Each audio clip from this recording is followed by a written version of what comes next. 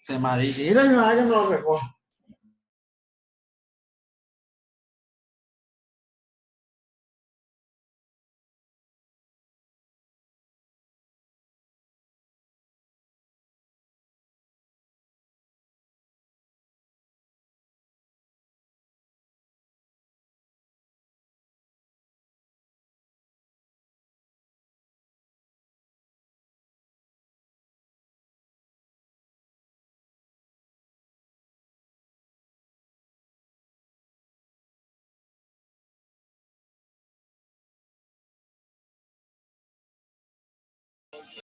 Ah, ¿qué pasó? No se grabó.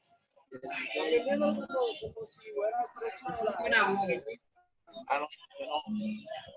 FIFA,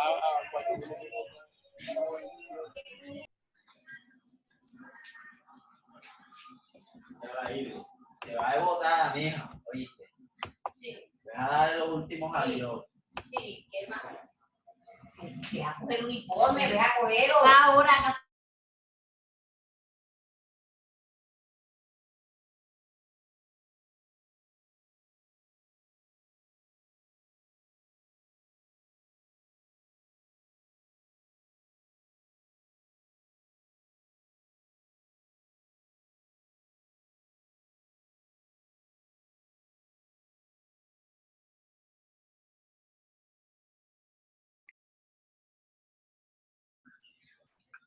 Hansel, dale.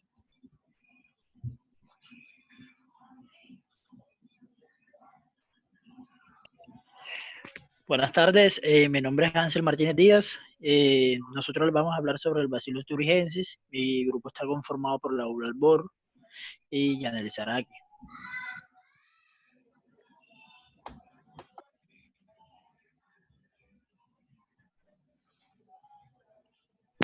El Bacillus thuringiensis, ¿qué es? Es una bacteria que se utiliza como control biológico contra larvas de insectos dañinos a la planta. Esta habita en el suelo, se utiliza comúnmente como una alternativa biológica al pesticida. Este también se le puede extraer la toxina CRAI y puede ser utilizada como plaguicidas. Aparece de manera natural en el intestino de las orugas de diferentes tipos, como polillas y de mariposas. Sigue.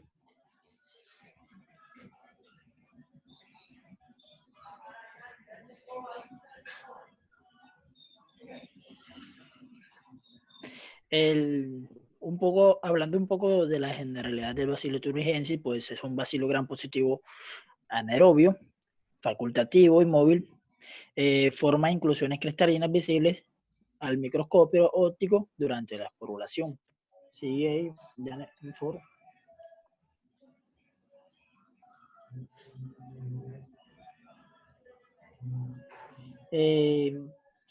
La taxonomía del Bacillus thuringiensis, pues, este pertenece al filo Firmicutes, clase Bacilli, de orden Bacilliales, de la familia Bacilliaceae,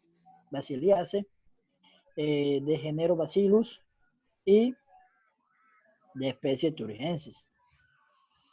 Así, ya no. Uso en el control de plagas. Las esporas y los cristales de proteínas insecticidas producidos por la bacteria Bacillus thuringiensis se utilizan en el control de plagas. Actualmente se utilizan como insecticidas específicos bajo nombres comerciales como Diped y Turicide. Estos pesticidas son considerados respetuosos con el medio ambiente por su especificación, ya que su efecto sobre los humanos, sobre la vida silvestre, sobre los polinizadores y sobre muchos otros insectos beneficiosos es mínimo o casi nulo. Los insecticidas basados en la bacteria Bacillus thuringiensis que se aplican en pulverización sobre las plantas de cultivo actúan por ingestión. Cuando los insectos ingieren los cristales proteicos, el pH alcalino de su tracto digestivo activa la toxina CRAI, lo cual se inserta en el epitelio del intestino del insecto, provocando poros en el epitelio.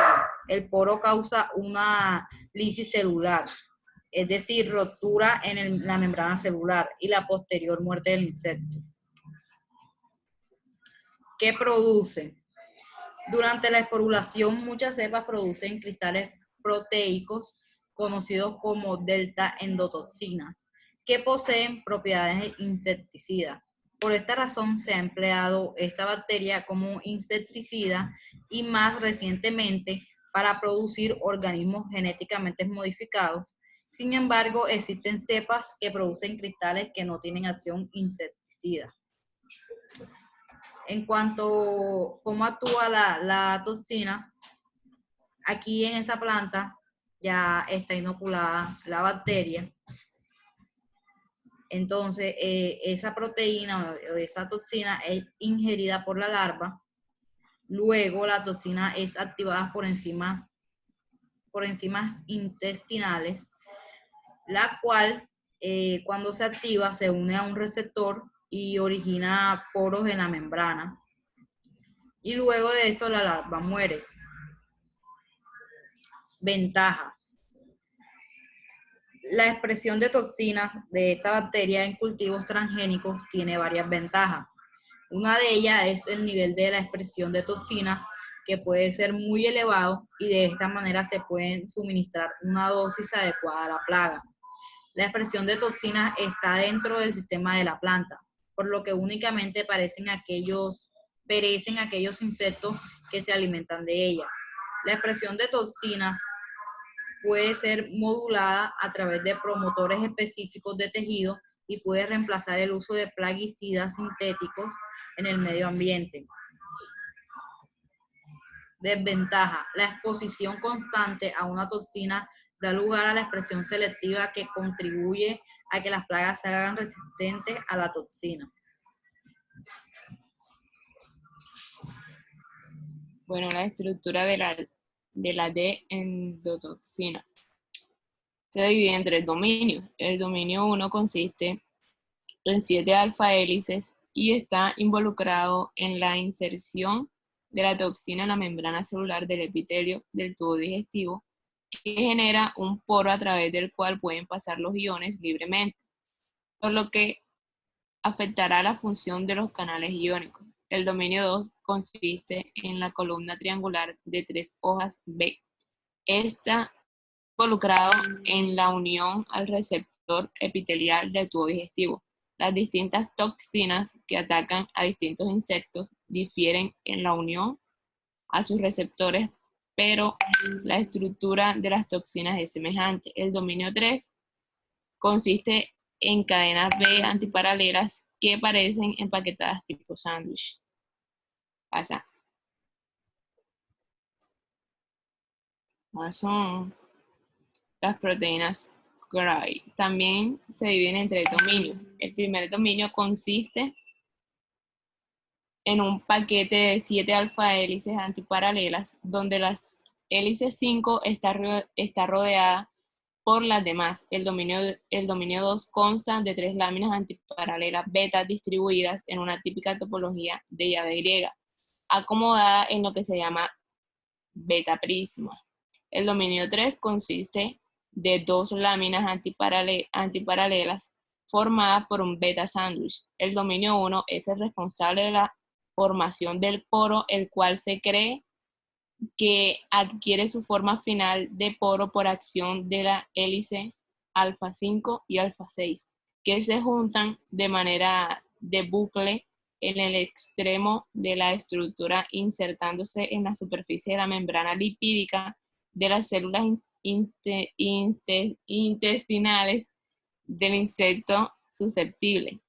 Dado que la conformación de las beta primas, el dominio 2 tiene parecido con las regiones de unión antígeno-anticuerpo en otras proteínas. Además de su relación con las lectinas, se considera que esta zona reconoce el receptor de superficie en la membrana apical del intestino del organismo que es susceptible a estas toxinas. Y finalmente, se tiene evidencia de que la estructura beta prima sándwich del dominio 3 mantiene la estructura de la toxina principalmente hacia el ataque de proteasas, reconoce al receptor y tiene funcionalidad en la formación del poro del poro lipídico. Ya, o sea,